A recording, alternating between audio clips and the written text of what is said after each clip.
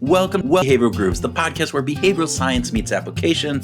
I'm Kurt Nelson. And I'm Tim Houlihan. Today, we're thrilled to share our conversation with Michael Morris, the Chavkin Chang Professor of Leadership at Columbia Business School.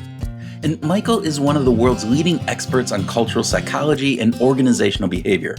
His research on how cultural instincts shape human cooperation has been published in top academic journals, and his insights have influenced leaders across many Fortune 500 companies, as well as in many social movements, Tim. We dove deep into his latest book, Tribal: How the Cultural Instincts That Divide Us Can Help Bring Us Together. And Kurt, I have to say, this conversation completely shifted how I think about human cooperation and cultural change. Yeah, it was really interesting. And there were a couple things that really stood out to me, Tim. First, Michael reveals that our tribal instincts aren't just a modern social phenomena, that they're actually three unique evolutionary adaptations that have developed over the past million years or so. And he calls those instincts. Right. So the peer instinct is the one that enabled our ancestors to coordinate what was known as persistence hunts for speedy animals such as antelopes, to the hero instinct that drove people to take risks for the group's benefits. And lastly, Michael discusses the ancestor instinct that allows us to cooperate with complete strangers based on our shared traditions. Yeah, and another thing that I thought was really interesting in this conversation, and it really blew my mind in our discussion with Michael, was his very careful and thoughtful comparison of two CEOs needing to make major changes at their companies and doing very similar things to achieve them. However, the situations end up completely different with completely different outcomes. And we discussed this top-down strategy that he calls the shockwave effect. Right. The CEO situations feature Mary Barra at GM and Ellen Pao at Reddit. And as Curtin just said, they needed to do major changes to their organizations quickly and decisively. But Barra's dress code edict succeeded because she was an insider who understood GM's sacred values, while Pao's content moderation efforts at Reddit failed because she inadvertently trampled on the company's core beliefs in free speech. Yeah, this is truly a masterclass in how context influences so much in leadership. And maybe the most fascinating part of this conversation for me was learning about how Abraham Lincoln and the invention of Thanksgiving. I had no idea, Tim, that what we think of as this colonial pilgrim tradition I know. was not really that. It was basically a Civil War era political strategy. And Boom! Lincoln basically combined some scattered historical threads and wove them into what we feel like an established tradition to help heal a divided nation. And it's also a very brilliant example of inclusive populism in action. Yeah, we're going to dig deeper into that particular insight in our grooving session after the interview. But right now, sit back and relax with a generous pour of high-test coffee, maybe not 10 daily espressos like our guest, and enjoy our conversation with Michael Morris.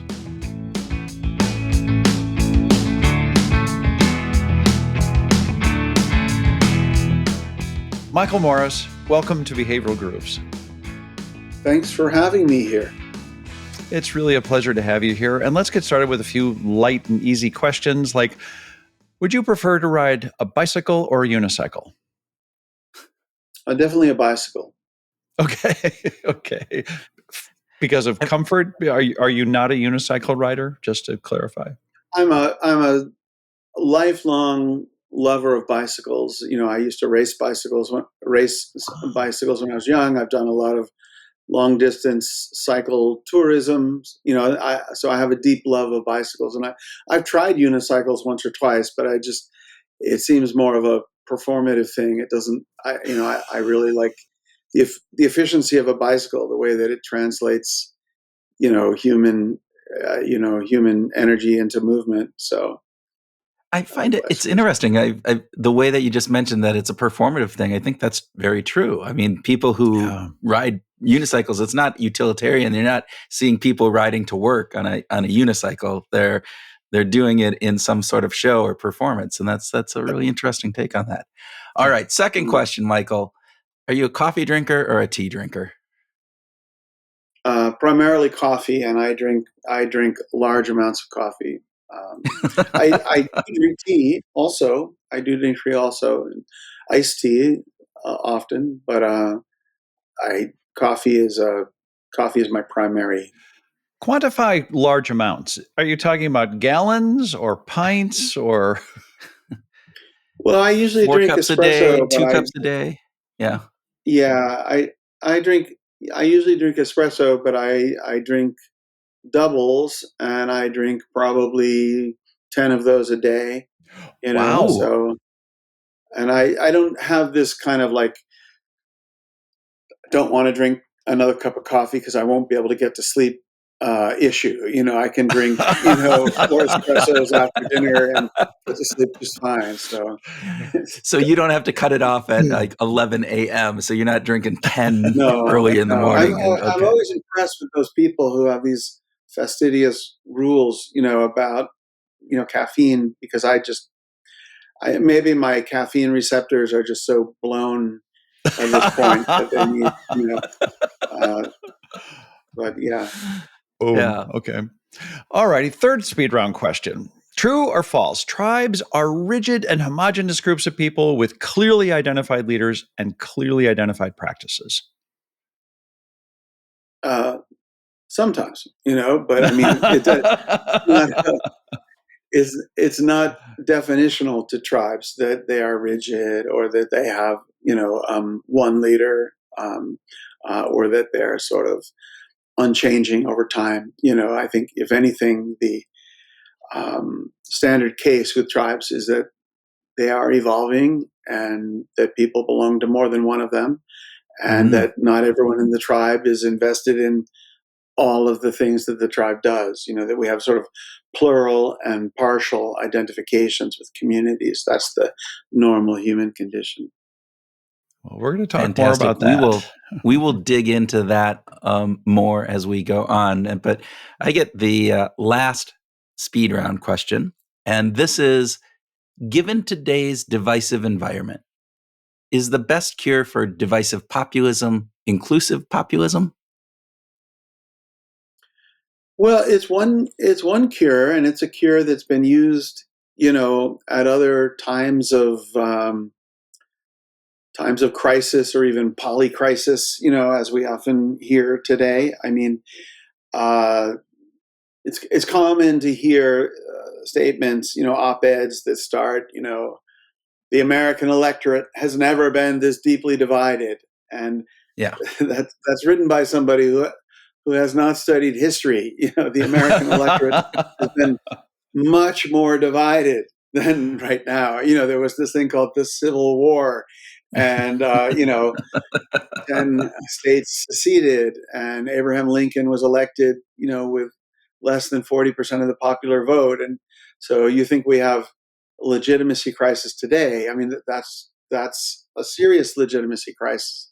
And, we think of the holiday of Thanksgiving as being something that was devised by prescient pilgrims, in their clairvoyance, who knew exactly what multicultural America would need, 400 years later. And so they held a multicultural celebration by inviting the Native Americans and sharing different foods. And, Well, wait, are you saying that it's that's not what very San happened? Francisco, right? Like, oh, your cuisine, my cuisine, but that wasn't really what the pilgrims did, but it's what we retrospectively have uh, projected onto the pilgrims. And one of the people who was very involved in that event that happened in the 1860s primarily was Abraham Lincoln, as well as some of the literary leaders of the time, like Mary Joseph Hale, who was the author of Mary Had a Little Lamb, and who was like a major magazine editor and publisher of the time.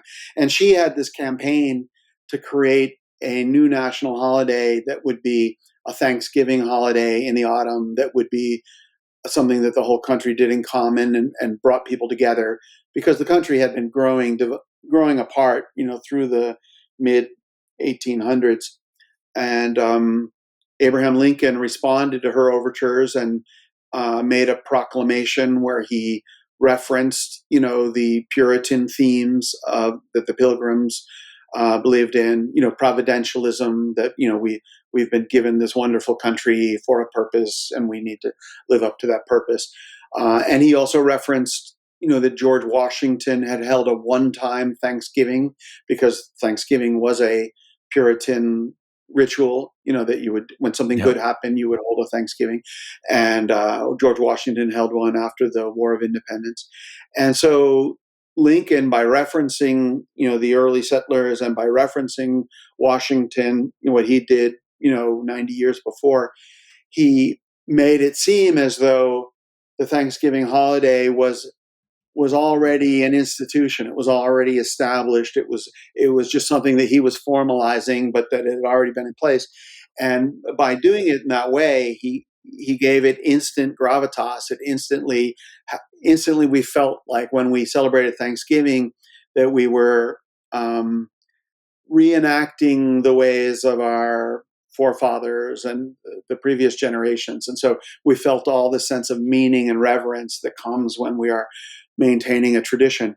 And it wasn't an actual tradition to have an annual national Thanksgiving, but there were enough elements that it could be constructed that way. And so that's called the invention of tradition. So that Lincoln was an example of a leader who used populism, referencing the good old days of the past, to support what he proposes currently, even though it's a change, Yeah. and but he was doing it in an inclusive way. So Yeah. populism is not inherently wedded to divisiveness. It often takes the form of, these foreigners are responsible for your problems, so let's unify like in the old days. But it doesn't have to have that.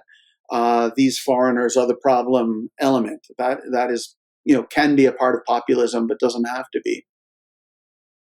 Michael, let's get to the heart of the thesis of the book. Let's just start by talking about what does it mean to be tribal, and why are tribes so important to human cultures today?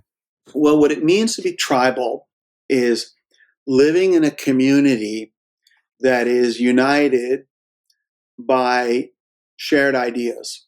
And those shared ideas might be ideas about the social contract. They might be a sense of mission about creating change in a social movement. It might be a shared aesthetic if the community we're talking about is surfers, or Hell's Angels, or Burning Man camps. These are all tribes in the sense that it's a large community. Many of the members of the community may be strangers to each other, but there's a lot of trust and common feeling that comes from the predictability of other people who share your concepts and your ideals and some knowledge of traditions of the group. When people are predictable to you, you can trust them.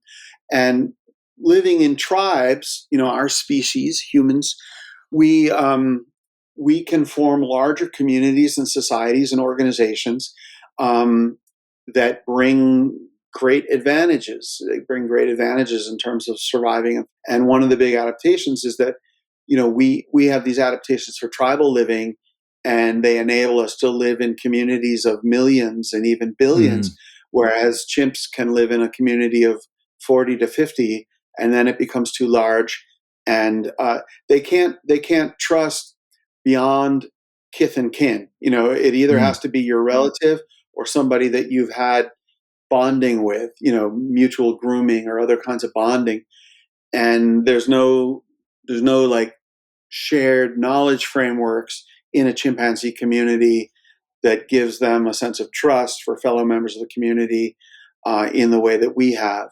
So there is there is evidence that culture already existed, but then humans formed adaptations to kind of form this superculture, this really rich culture that serves all these other functions than culture serves in other species. You You write about the three layers of tribal instinct. This idea that there's this peer instinct, the hero instinct, and the ancestor instinct. Can you elaborate on that for our listeners and kind of give us an overview of what they are and why they matter? Yeah.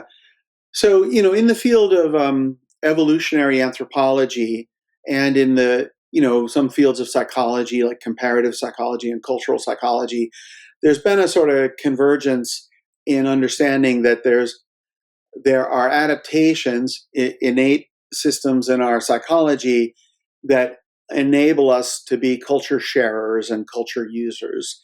And for me, it breaks down fairly clearly into three major waves. So, more than a million years ago, in the time of Homo erectus, there were some changes that greatly affected how the early humans at that time were able to coordinate. At a certain point, you start to see evidence of coordinated teamwork in foraging, in hunting and in gathering, as well as in, self-defense, communal self-defense. And you can see evidence for this in footprints, footprints that have been petrified in lakeside mud that show like, groups of young men moving quickly in the direction after the tracks of antelopes. And so that tells you that it's evidence for a gender specific group activity, and it doesn't look like water gathering because the footprints are parallel to the lake shore. So it looks like hunting, but there's a technique that is still practiced by some indigenous groups, including, like, say, the Bushmen of the Kalahari, that is called persistence hunting, where they can kill an antelope. But antelopes are designed by evolution to be sprinters, not marathoners. And if you can separate an individual from the herd and startle them, 15 times in a row, they keel over from exhaustion because they're just not built to recover.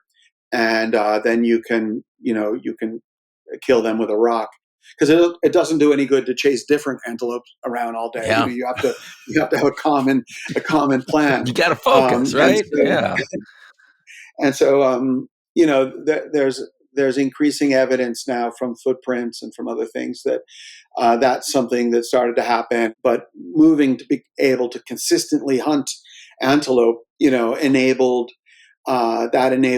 big changes in our physiology. In the time that Erectus lived, the human stomach and jaw shrunk compared to previous ape men, and their brains greatly expanded. And now brains use 20% of all the calories that we ingest, and so you see this decline in the means of production.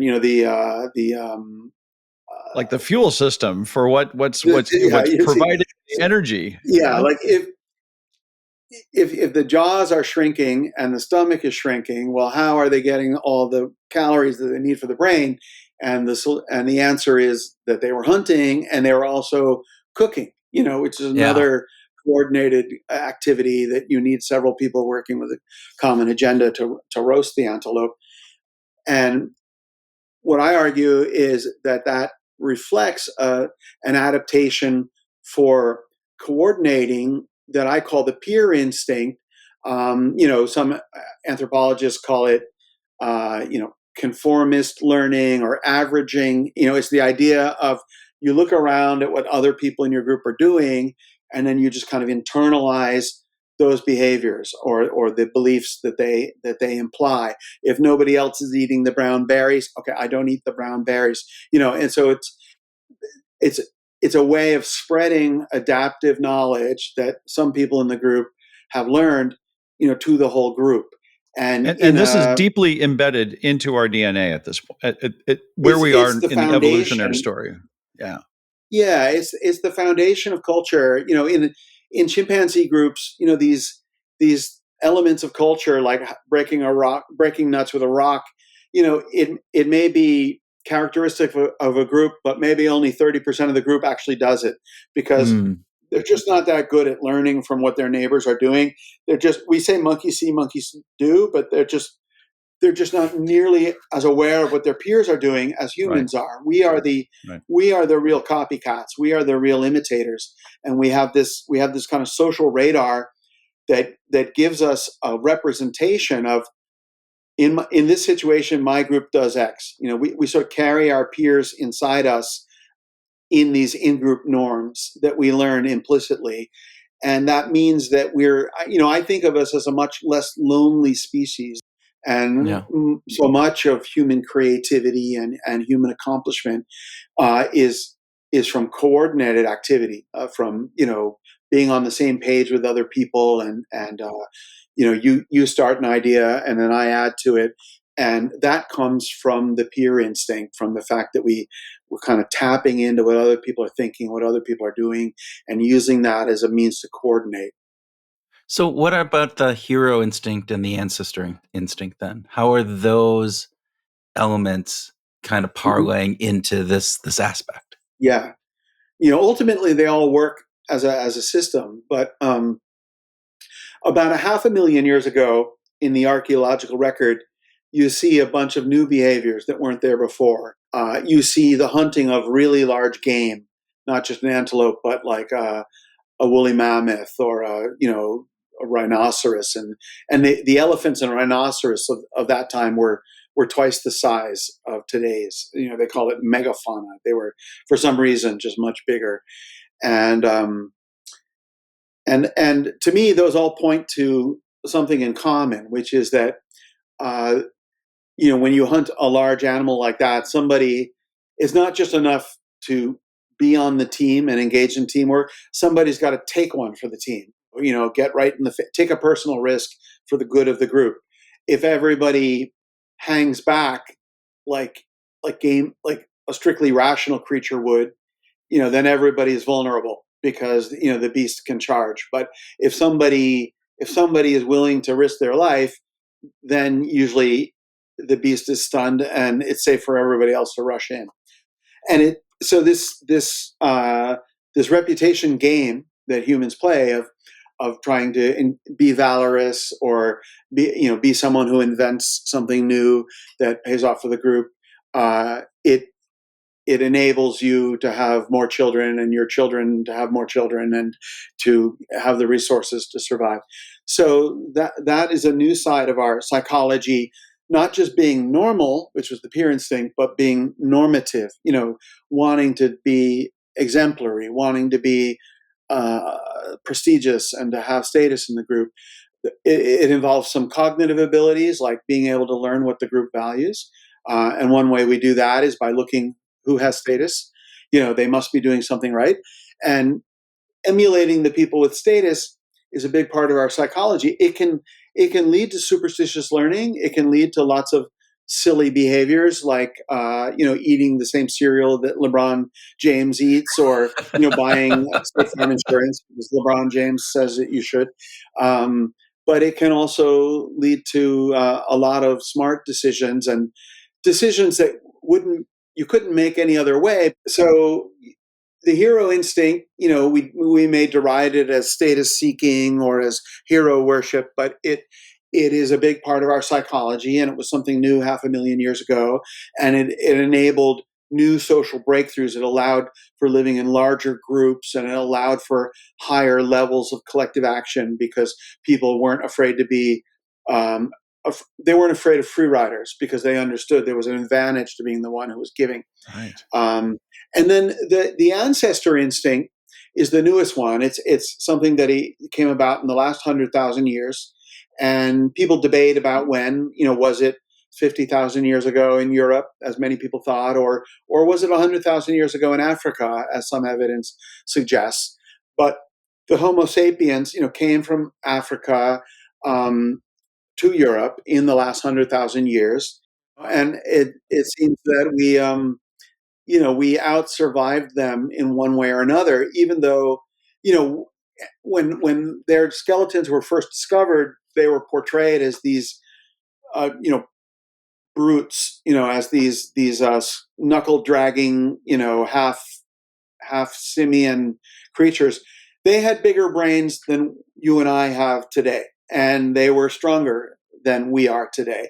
An individual Homo sapien against an individual Neanderthal would not have survived, either in Yeah. a battle of the wits or a battle of muscles. But groups of Homo sapiens were far more effective at living, in the mini ice ages than the groups of Neanderthals. My conclusion is that at least part of it is that the Homo sapiens had this other psychological mutation, which was a mutation to kind of be really interested in the ways of the past, to hang on the word of the elders, to reproduce the dance and the artwork and the songs of the past generation. And this quirk, this curiosity about the past and this deep sense of satisfaction in perpetuating traditions, it not only enabled them to hang on to wisdom that the past generation come up with so that they didn't have to reinvent the wheel every generation, but it also enabled them to bond with neighboring groups because they would have some traditions in common, greeting rituals or some common religious beliefs that they could build temples around, and around this time you had another increase in the scale of social organization, where you had gone from only living in bands to then living in bands that were embedded in clans. And at this time, you really start to see tribes, which is, clans, bands are 30 people who are closely related, who live and hunt together. Clans are, people with a common origin that live in a given area, and that bands kind of form flexibly from the clan.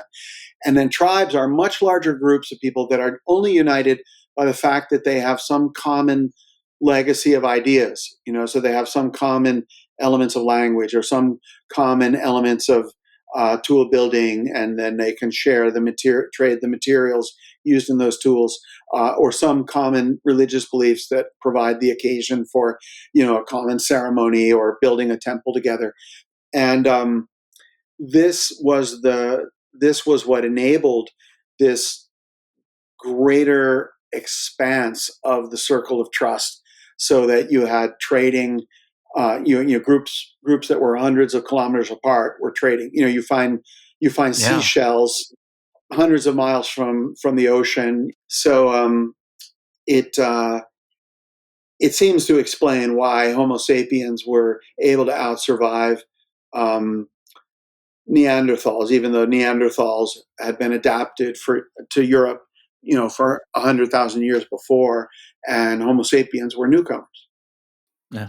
We'll be right back after a quick break.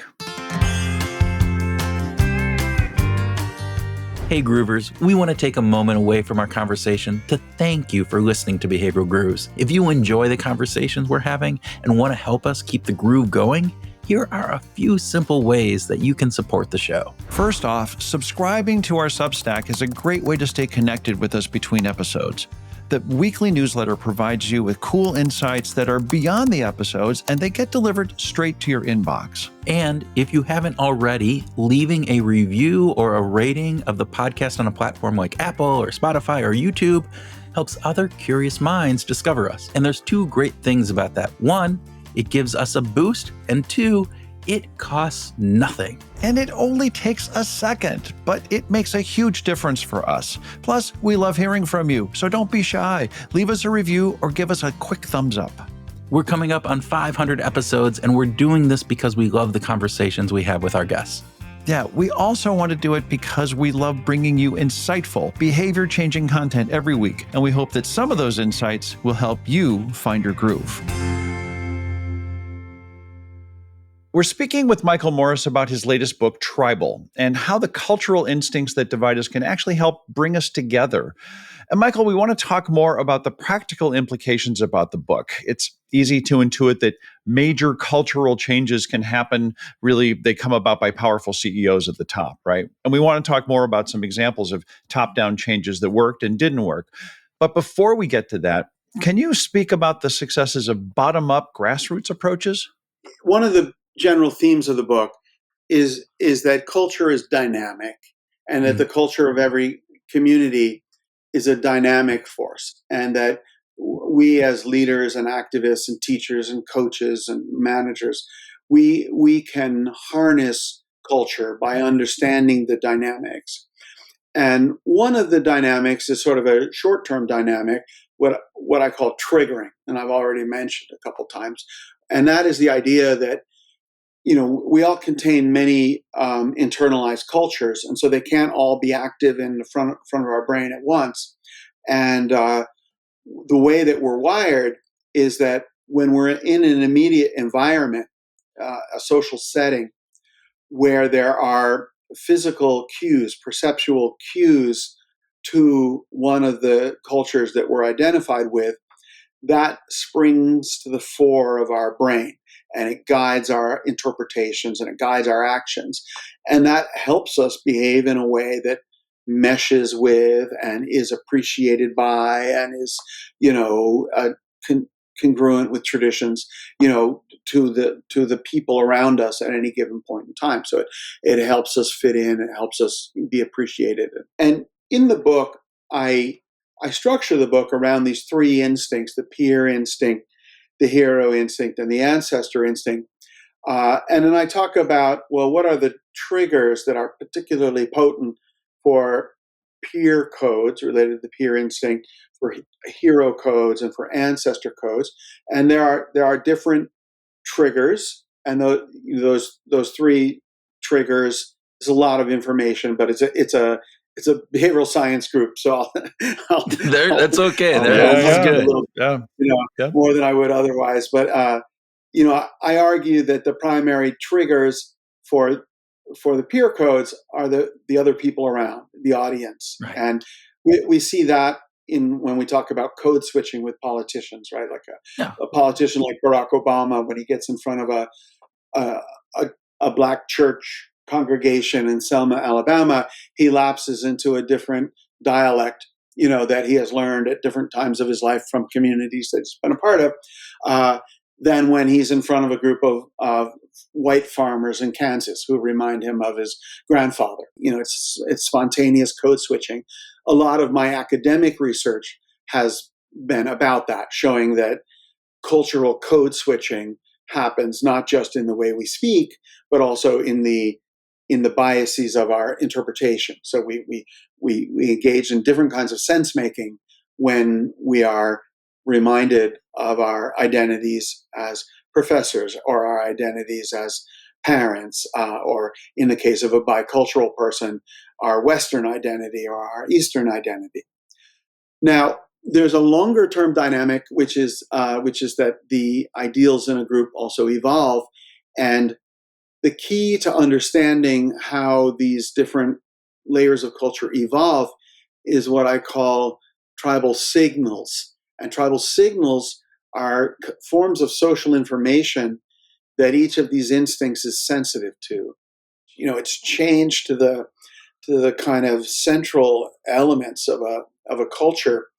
It usually involves having to change some of the peer codes or the in-group norms, some of the hero codes or the ideals, the shared ideals in a community, and possibly even some of the traditions or institutions or policies. So traditions are next door to institutions, and institutions are next door to policies. The next step is laws, but these are increasingly formalized beliefs about the way things have been done consistently over time in the group.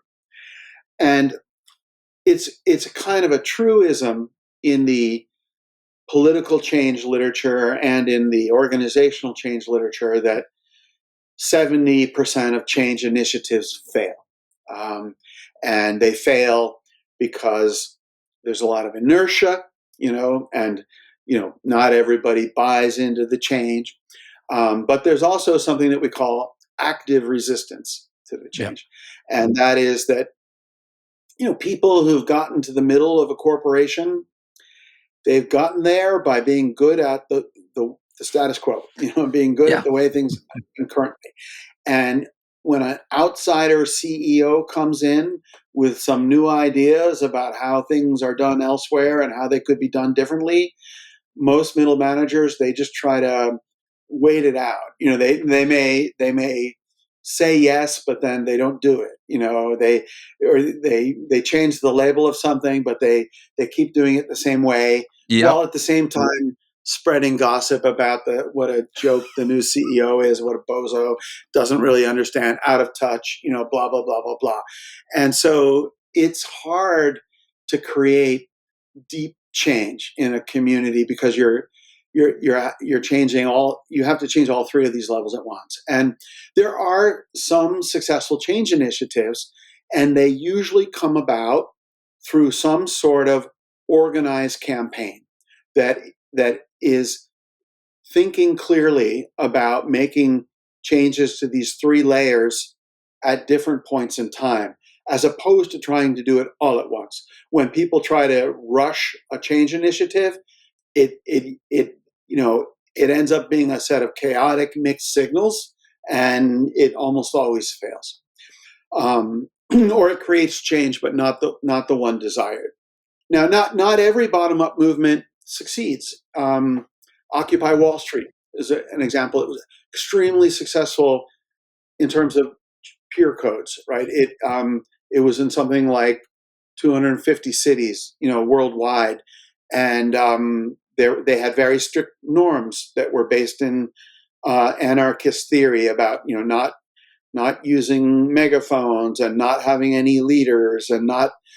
They also had this strict idea that we are not descended from any prior protest group, but I think some of their rules may have hindered them from the bottom-up progression that a grassroots movement needs to ultimately change the institutions, because not having clear leaders prevented or hindered them from having their message come across clearly. Most people didn't really know what they wanted, and not identifying with any past groups made it harder for them to argue that there are long-standing precedents for what we are arguing. That's how an activist's best friend to say, this is Yeah. not a radical idea. This is an idea that has been around since the Boston Tea Party, right? Well, it's what And that's Lincoln I did, think, right? When he It's brought yeah, in yeah, yeah, the history, right? He's like yeah. Thanksgiving. It's not. It's we've been doing it, right? Yeah.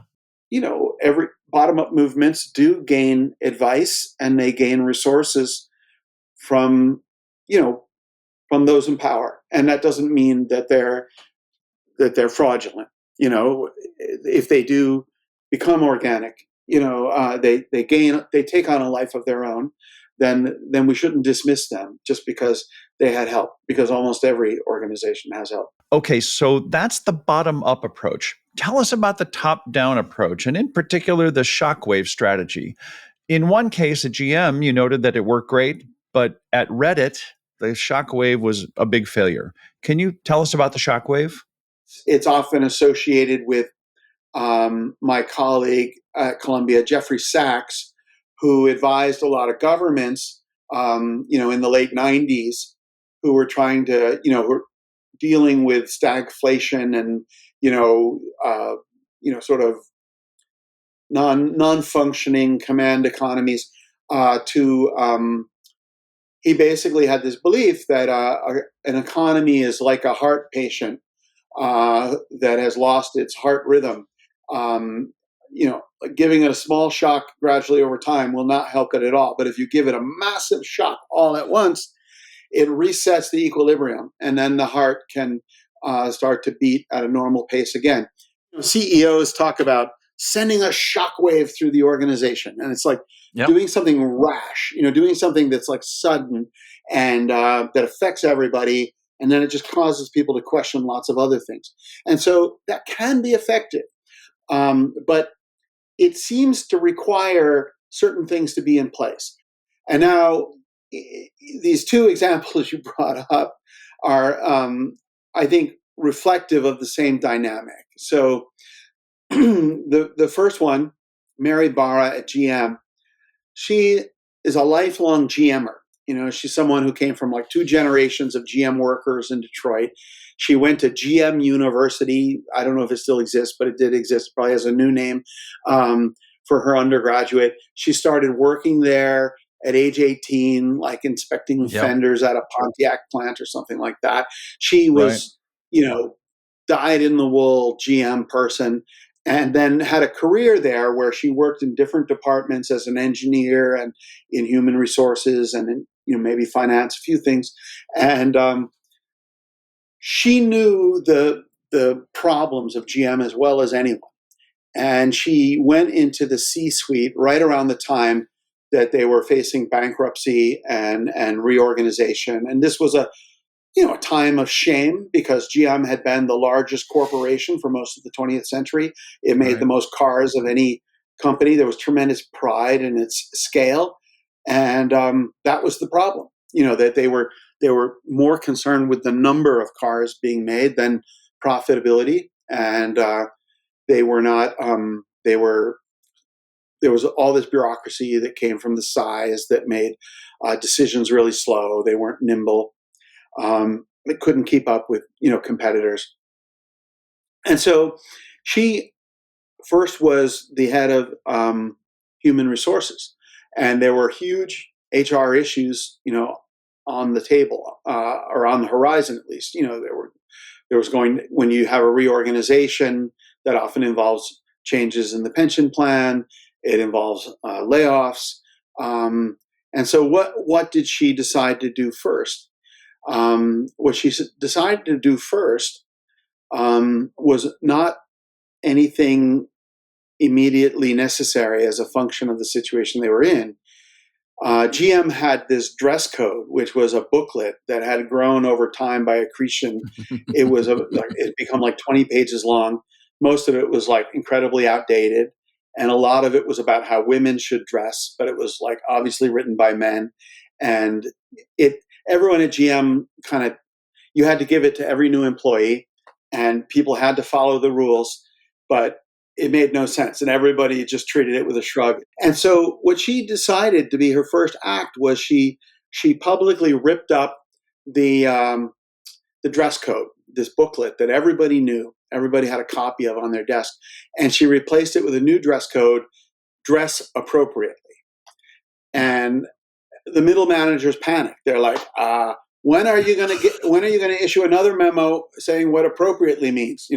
14 pages long, hopefully, because they didn't want to have to interpret the word, take responsibility, perhaps get blamed for something. And she said, I want every group to have a meeting and to talk about what appropriately means in their part of the organization. So the legal department may have to dress in a different way because you meet with government people than the assembly line. And the assembly line, some places may be hot, so people should be allowed to wear shorts in the summer. Other places maybe not. But I want each group to decide and then own it, then live with it, and make adjustments as necessary, make it a living document. And everyone was really uncomfortable for a few weeks, but they did it. And then suddenly people were coming to work dressed differently than they had been for decades, including Mary Barra. She likes to wear like leather blazers, looks very different from, the previous GM executives, from the Roger and Me, Yep. the sort of images of the GM executives in their blue suits walking down the corridors in this immense headquarters. And so it changed. It immediately sent a different signal, which was, we are diverse, we are up to date, we are, expressing our authentic selves at work, and groups got used to making a decision and then living by it. And then as she became CEO, they hit another safety scandal. And she handled the safety scandal very differently than it had ever been handled before, with a lot more Right. transparency. Right. And people were open to it. And she's gotten them into autonomous vehicles. She's gotten them into electric vehicles.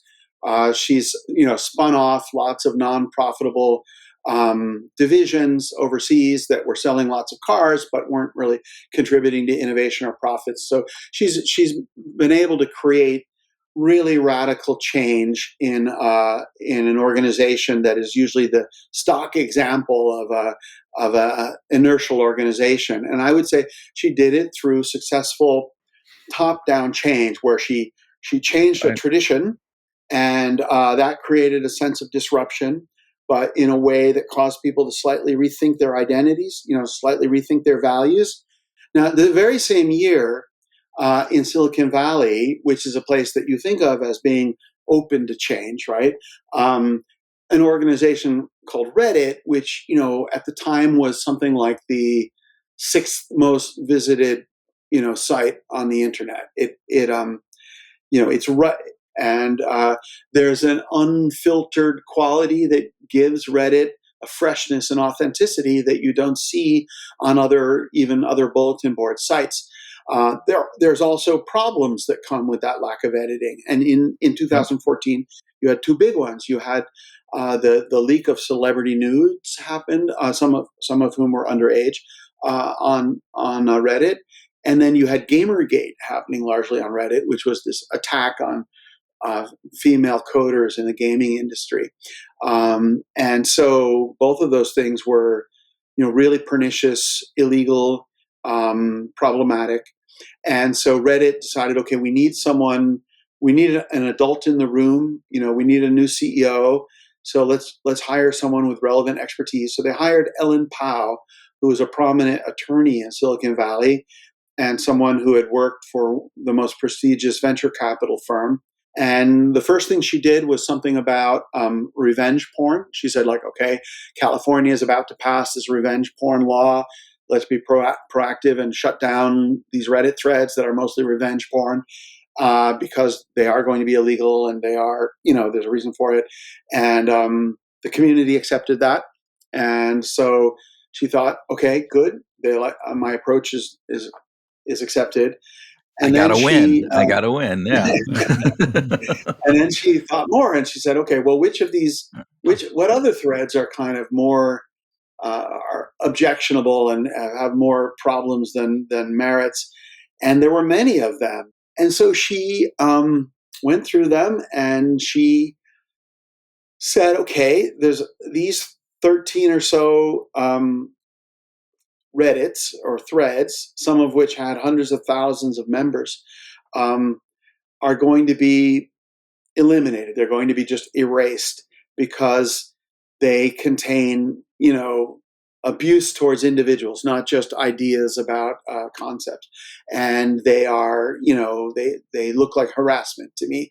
And she thought, okay, well, who could object to that? And well, who could object to that?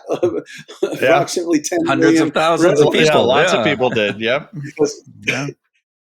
And there were hundreds of streams objecting to what she had done, and just ridiculing her, sometimes in very racist and sexist ways. They called her Chairman Pow, because they saw her as imposing censorship, etc. And she issued another memo saying, I guess I didn't communicate clearly. I'm sorry, which is a CEO should do that.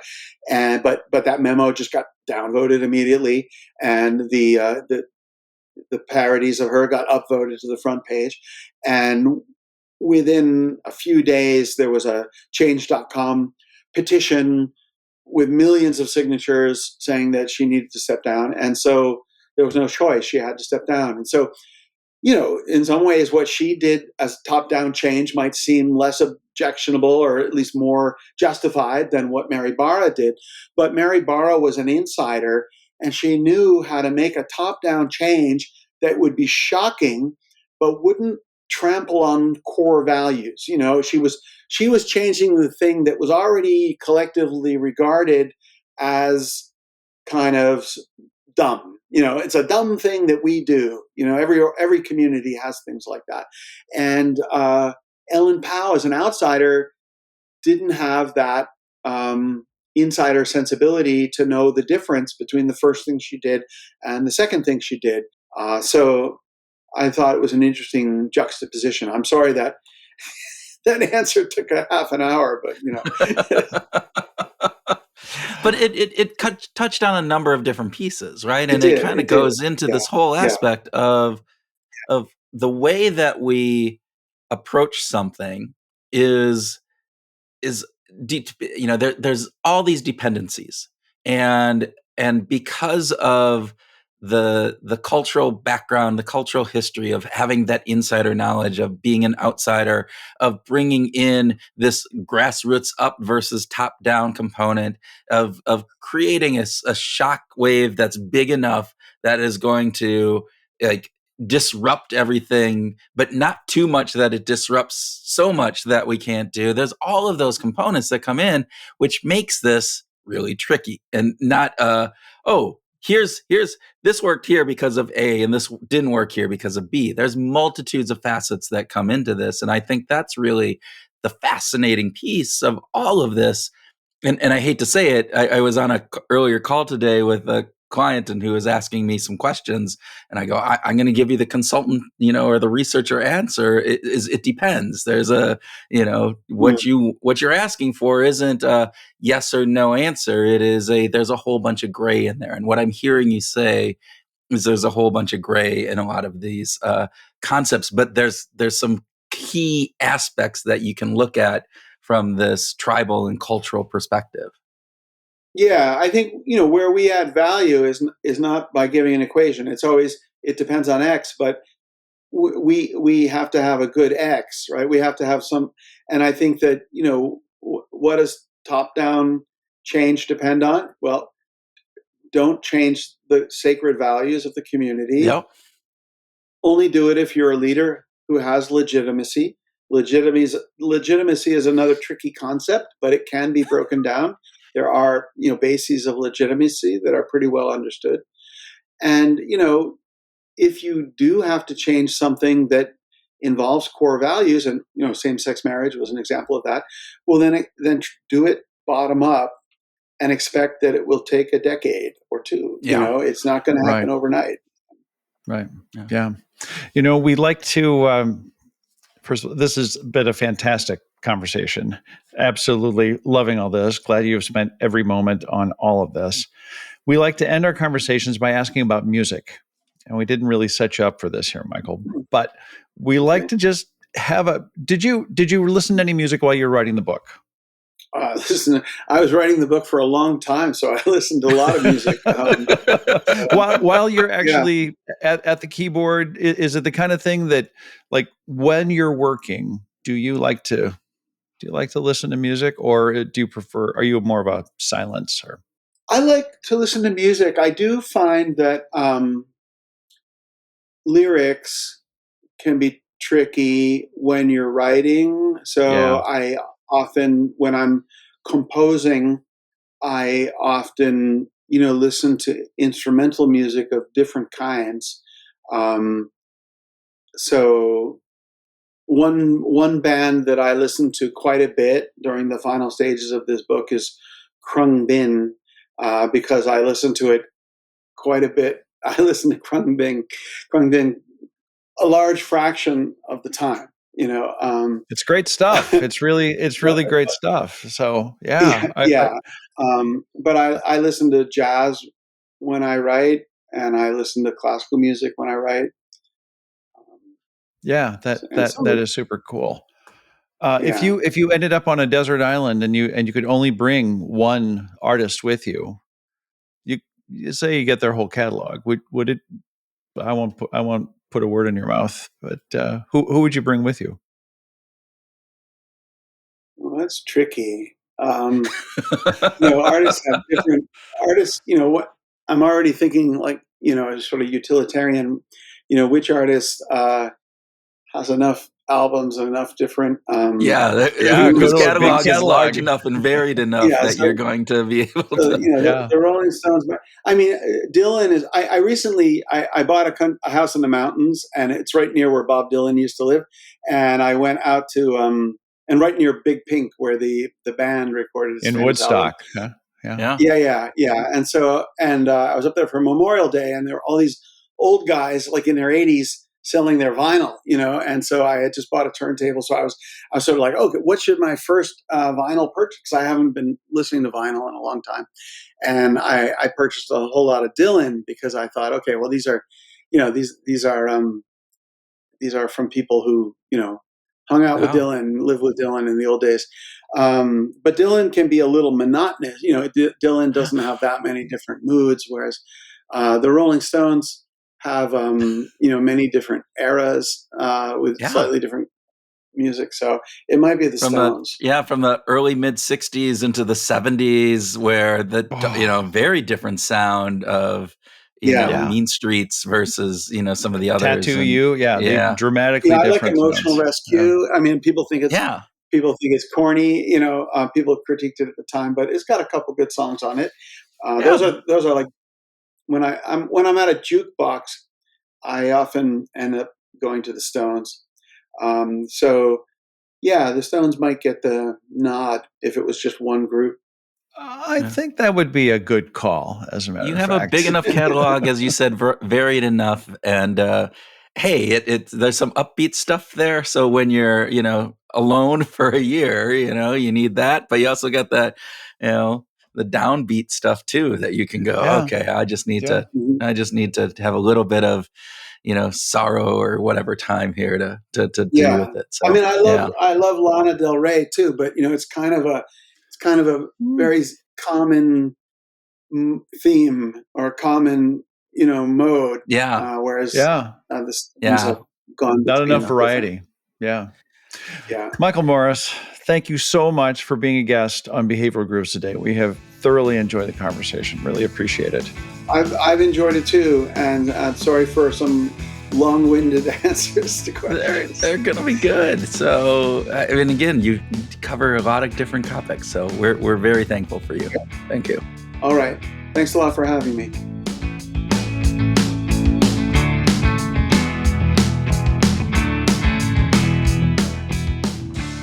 Welcome to our grooving session where Tim and I share ideas on what we learned from our conversation with Michael, have a free-flowing conversation, and groove on whatever else comes into our multitude of tribal brains. Multitude of tribal. I like Mm-hmm. that because this is a great shift in this conversation where Michael reinforces the idea that tribes are important, but Yeah, doesn't, but pulls me away from it's not just one tribe you belong to. We, right. we belong to many tribes. It's We a really belong cool to a idea. multitude of tribes, and our Yeah. brains are wired to. I'm part Yeah. of I have my family tribe. I have uh, my political tribe. I have my sports tribe. I have Right. a Right. organizational tribe, and inside of my organization, it's almost like the different hats that you wear to a certain degree, right? Uh, It's like I'm It, wearing a multitude of hats, but it's this communal aspect of that. There is a community around each of those. And I thought that was really fascinating. So, yeah. I also loved just quickly these instincts, the peer instinct, the hero instinct, the ancestor instinct. Like, I think that these are really good to be reminded of. I'm yeah, not, I think that it's good for us to remember that this whole peer thing, this like, that comes up in the persistence hunts, like yeah. this is a really cool idea that we learned cooperation way better than any other animals on the Serengeti. And I think Which, that that's just really cool. which is the reason that we are here today and our That's right. other, humanoid brothers, the Neanderthals and whoever other different human ancestors that we had are not, right? We That's right. absolutely destroyed the community aspect and some of these other instincts that really There were drove that. 9 different human, species. Yeah, So, like, we weren't Homo sapiens weren't the only ones. It wasn't just us and Neanderthals. There were 9, yeah. and we kicked their ass, man. and we didn't do it alone. As I forget who the person that we had on that said we were just meat bags out there until we hunted Yes, together. that's So, right. That's all right. right. That's where that pure instinct comes in, I think. Okay.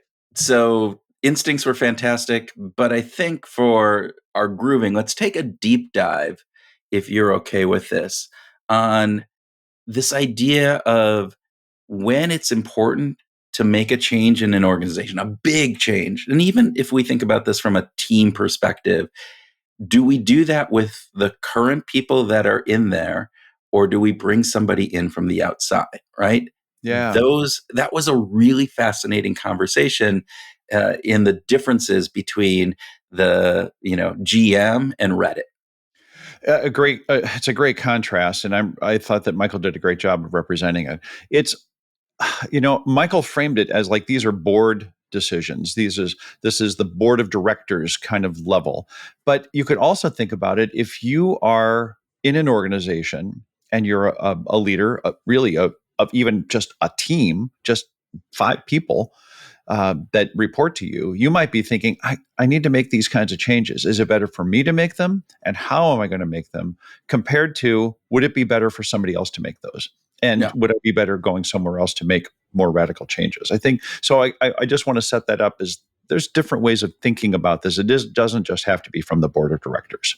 Right. Now let's take that and kind of keep it off on the side, Yeah. because I think it's really important as we think about this, because many organizations, board level, or even, at the CEO suite level, realize that they need to make a change, that the path is no longer the same path that they were walking down or running down before. And in order to adjust, they're going to need to make some changes. And oftentimes they want to make those changes fast. So Oh, of many course. times what ends up happening in those situations, Tim, they bring in an outsider. They fire the current CEO, they fire their Yeah. VPs of whatever, and they bring in new people. And partly because they go, we need a different way of thinking, and new people are going to do that. Now, that's an interesting perspective. Yeah. But well, so let me think about it this way. When is it a good idea? Under what circumstances is it a good idea to bring in the outsider to make changes? Yeah. I think that there's a credible case to be made when the changes aren't going to negatively impact sort of the deeply ingrained culture. When what needs to happen might be more process focused, or maybe it's restructuring, but that the core values of the organization aren't going to be touched. I think that it's okay, and maybe it's a good idea to bring in the outsider in those situations, but get it does require that the core values of the organization need to remain intact. Yeah. The core values, or some aspect of those core Yeah. values. I Yes. mean, you can really do a lot of change as long as people can anchor in on something that is consistent with themselves. And one of the other pieces that when you bring in somebody from the outside is that they can be that bad apple. They can be the big bad wolf coming in to blow down your houses of straw and different pieces of this. That can actually be beneficial sometimes, but you do need to have some bricks houses that are consistent, that the big bad wolf does not blow down.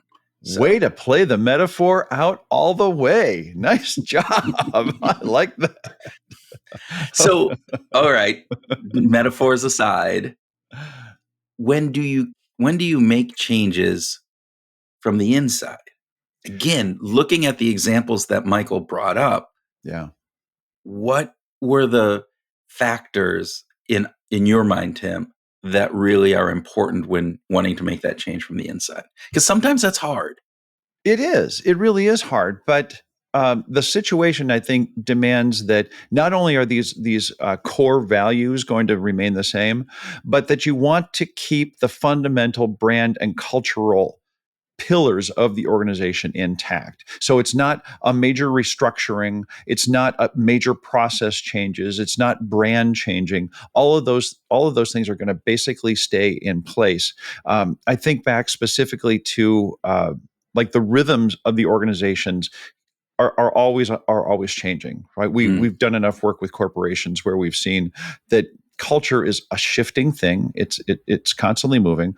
But when I saw the creation of Truist, which was the merger of SunTrust Bank with BB&T Bank, they did a really great job of melding the cultures. Like they kept the underpinnings of the cultures together, and so they set up a leadership structure where where the very top guy was from one of the merging banks, and the number two guy was from another. So they split, and they made this big signal to say, we're going to do this together. We're going to figure out how to bring both of these cultures together. We're not throwing the baby out with the bathwater. Yeah. So I think that that's the situation where you want to absolutely do that work from the inside.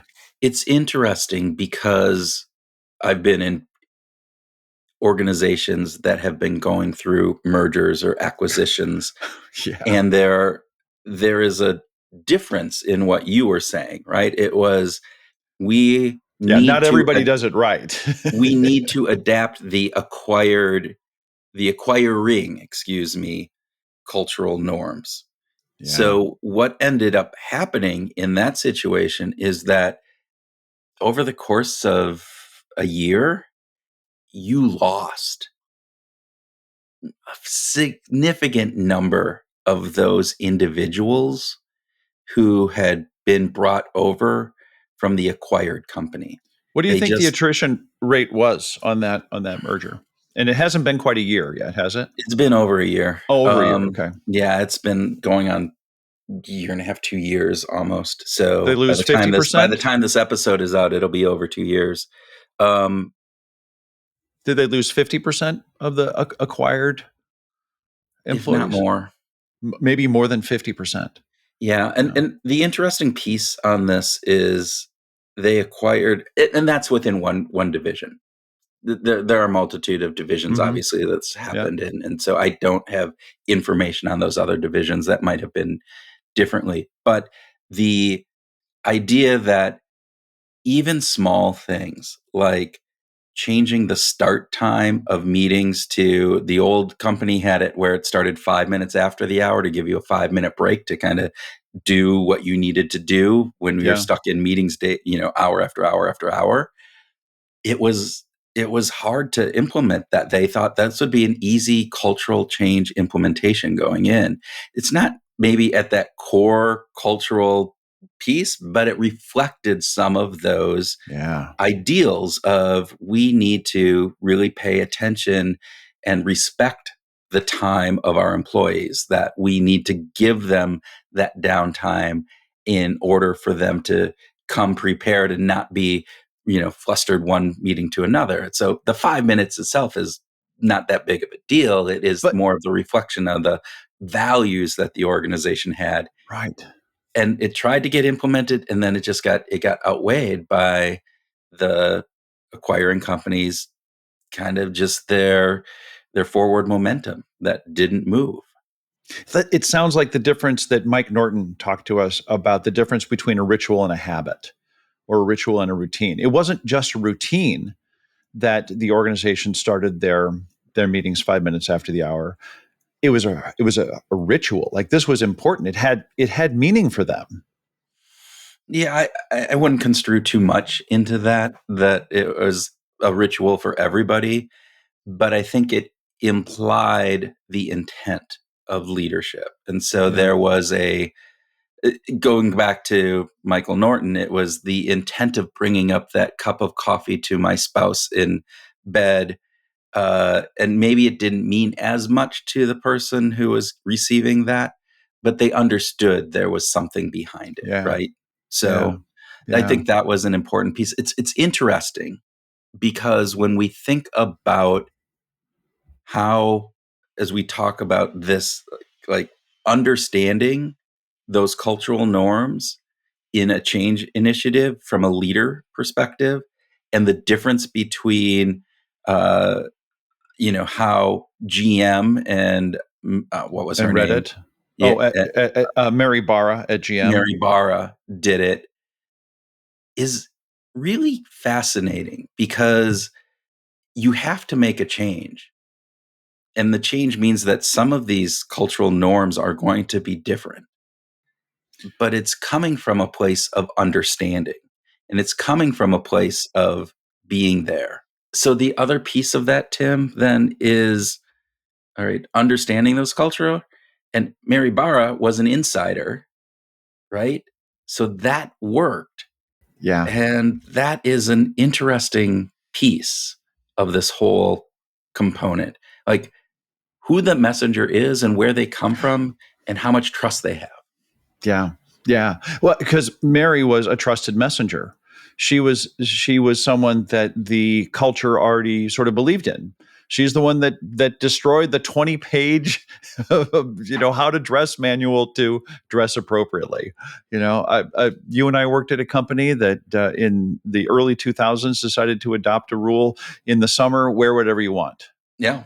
Wear whatever you want. And guess what? No one dressed inappropriately. Not a single employee. Well, I might have, but Yeah. yeah. Oh wait, I But wasn't an employee at that time. you But yeah, weren't that. You weren't there yeah, then. But it was so interesting. And I remember one guy writing on a social thing at the end of the summer when it went back to normal business dress code was it's the first time I've had to wear pants in 3 months or something. It's like, oh no, actually I didn't mean pants, but long pants. yeah, And it's you give people some freedom, dress appropriately, and they do because there's social norms around it. right. Yeah. Okay. Well, and that was interesting as opposed to Ellen at Reddit, who Oh yeah. came in and was again. She's smart. She wanted to do the right things. The first move that they made seemed okay.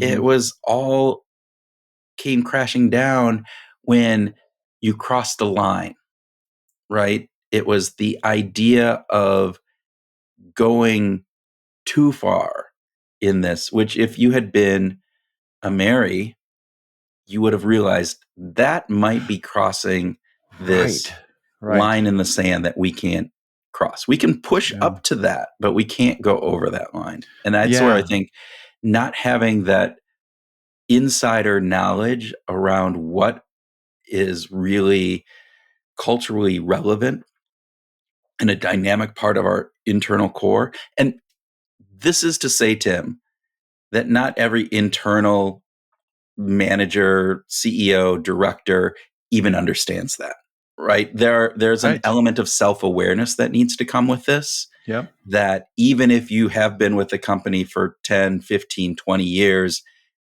if you're not aware, if you're not open to understanding what those pieces are, then you can cross that imaginary or that not imaginary, that line in the sand Hmm. without knowing it. I think that that's really a key part of this is it's hard to be aware. And again, I don't fault Ellen Powell for not trying and not being sharp and not being attempting to be aware. But Yeah. she didn't, in the end, she didn't comprehend these sacred values Yeah. that her organization held true. Yeah. Um, so.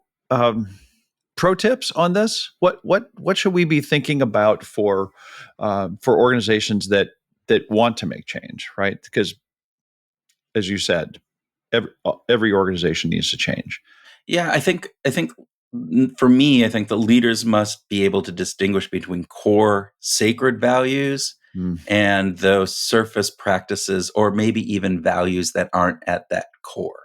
yeah, And if you can understand that and start shifting, if you have to change a core sacred value, that's a lot tougher and will take a lot longer and can't be done in a single swoop of the pen and changing how this thing works.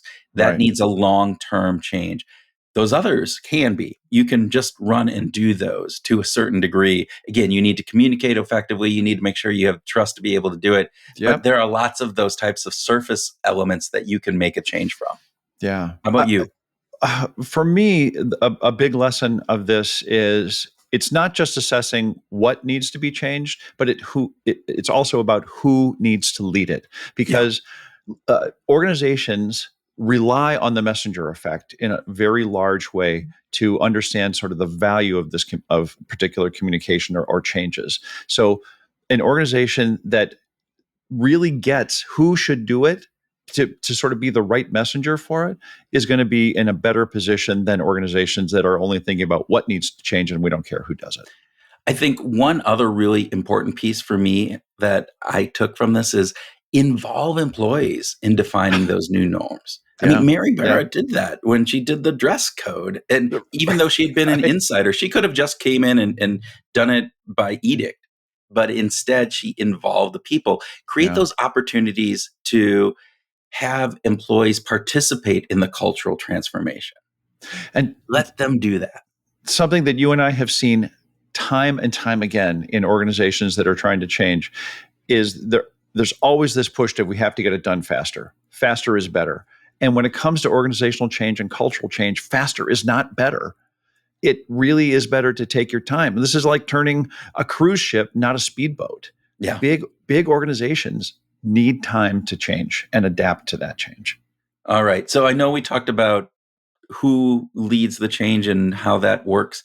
I think one other key insight I just want to dig into, we talked about it at the very beginning of this part, was recognize that there are a multitude of tribes within an organization, and that I, as an employee, can be a member of a multitude of those tribes.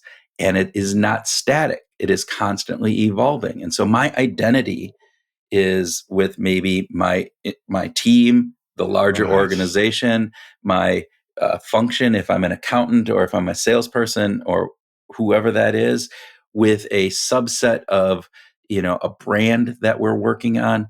A multitude of those all live in the organization simultaneously, and we all have partial identifications with that. And leaders need to understand this so that they can tap into those differential tribal identities to make sure that their message, that change message, is being heard and accepted. Is that, Kurt? It makes me think about sort of this drive to belong, this need Mm-hmm. to connect. Do you think that this is also connected to leaders being able to identify sort of the right things to weigh in on when it comes to belonging? Because these the tribes that they're associated with are shifting, or at the very least, somewhat dynamic. So this is an interesting piece on leadership, and we're actually having some conversations in some future episodes with other guests about this. This idea of like leadership and the ability to understand the human side is much more important than the technical side. It is not how good you are at accounting or even strategy or even anything. It's the idea of how you are able to understand the people that are working for you, being there for them, showing that they matter, showing that Yeah. they have that you have the ability to be trusted, and a number of other factors that come into the social interaction, that social trust that we build. Again, And the messenger.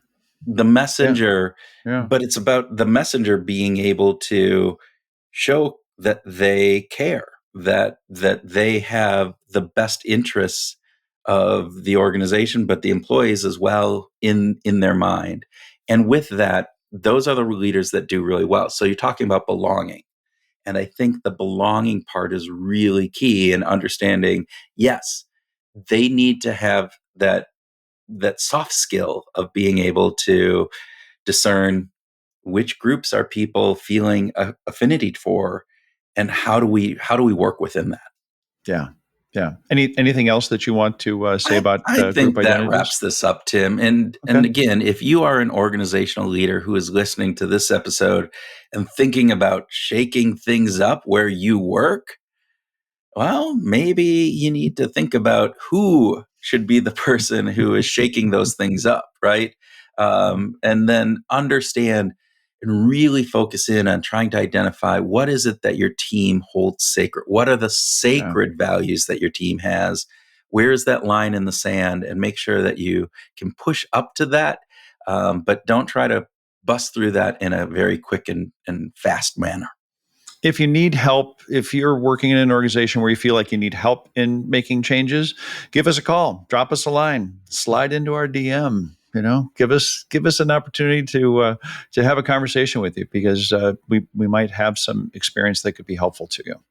And lastly, even if you don't want to reach out to us, reach out to our group community page on Facebook. It's well over 150 people now, and they are just a fun group of interaction. And we get lots of comments on different pieces, and we want you to be a part of that. So join us as we talk about our daily groove question with people and keep you on your toes. Absolutely. So the big takeaway we get from Michael Morris is this: change requires a deep understanding of culture and of building trust. And we hope that you use that this week as you go out and find your groove.